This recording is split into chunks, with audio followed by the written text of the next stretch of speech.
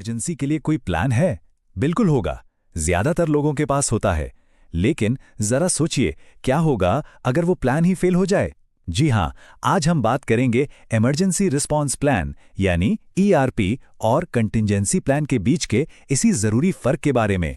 और ये भी जानेंगे कि क्यों दोनों का होना बहुत जरूरी है।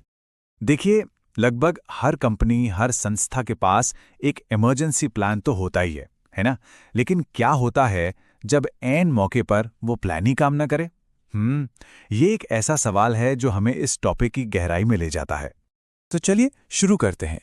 किसी भी इमरजेंसी की तैयारी में जो सबसे पहली और सबसे जरूरी चीज होती है, वो है हमारी मेन सेफ्टी प्लान, जिसे हम इमरजेंसी रिस्पॉन्स प्लान या शॉर्ट में ईआरपी कहते हैं। तो ये इमरजेंसी रिस्पॉन्स प्लान या ईआरपी आखिर है क्या? असल में ये एक डॉक्यूमेंट है जो साफ साफ बताता है कि किसी भी इमरजेंसी, जैसे आग लगना या कोई मेडिकल इमरजेंसी में कौन से कदम उठाने हैं। ये एक तरह से एक्शन की गाइड बुक है। और अगर इसे बिल्कुल आसान शब्दों में समझना हो तो ये है आपका प्लान ए। जी हाँ, ये आपकी पहली और सबसे मेन योजना है जिसे हर किसी को फॉलो करना होता है। लेकिन असली जिंदगी में तो कुछ भी हो सकता है, राइट? कोई भी प्लान हमेशा 100% काम करेगा, इसकी कोई गारंटी नहीं है। तो सवाल ये उठता है कि जब आपका प्लान ए फेल हो जाए तब क्या होगा? जरा सोचकर देखिए कि क्या क्या गड़बड़ हो सकती है। हो सकता है इमरजेंसी के उपकरण ही काम न करें, या बाहर निकलने का जो मेन रास्ता है वो आग या धुएं की वजह से बंद हो जाए। और ये भी तो हो सकता है कि जहां सबको इकट्ठा होना है वही जगह खतरनाक बन जाए। ये सब असलियत में हो सकता है। तो जब आपका प्लान ए काम ना आए तब आप क्या करेंगे? यहीं पर तस्वीर में आती है आपकी सेफ्टी की दूसरी लाइन, आपका प्लान बी।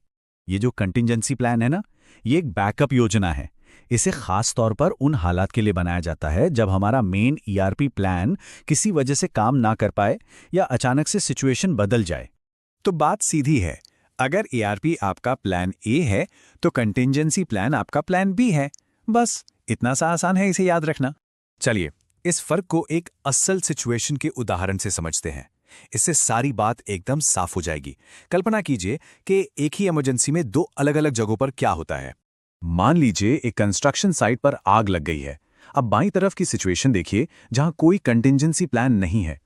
प्लान था कि एग्जिट रूट ए से निकलना है, लेकिन वो तो आग से ब्लॉक हो गया। अब वहां अफरा तफरी और भगदड़ मच जाती है, कोई और प्लान है ही नहीं। अब दाईं ओर देखिए, यहां एक कंटिंजेंसी प्लान मौजूद है। जैसे ही पता चलता है कि एग्जिट रूट ए बंद है, तुरंत प्लान बी एक्टिवेट हो जाता है और लोग शांति से दूसरे रास्ते यानी एग्जिट रूट बी से बाहर निकल जाते हैं। नतीजा, सब कुछ कंट्रोल में है, सब सुरक्षित है। देखा आपने, यही है तैयारी का फर्क। ये उदाहरण हमें दिखाता है कि तैयारी का असली मतलब क्या होता है। एक बैकअप प्लान रखना सिर्फ एक ऑप्शन नहीं है, बल्कि एक जरूरत है, खासकर तब जब हालात हमारे कंट्रोल से बाहर हो जाएं। तो एक कंटिंजेंसी प्लान इतना जरूरी क्यों है? अरे भाई, क्योंकि ये पक्का करता है कि बचाव का काम रुके नहीं। ये लोगों में घबराहट और कंफ्यूजन को कम करता है, और सबसे बड़ी बात, ये बुरे से बुरे हालात में जानें बचाता है। और हाँ, ये आपकी मजबूत तैयारी को भी दिखाता है, जो ऑडिट वगैरह में बहुत काम आता है। तो आज की इस पूरी बातचीत का निचोड़ क्या है?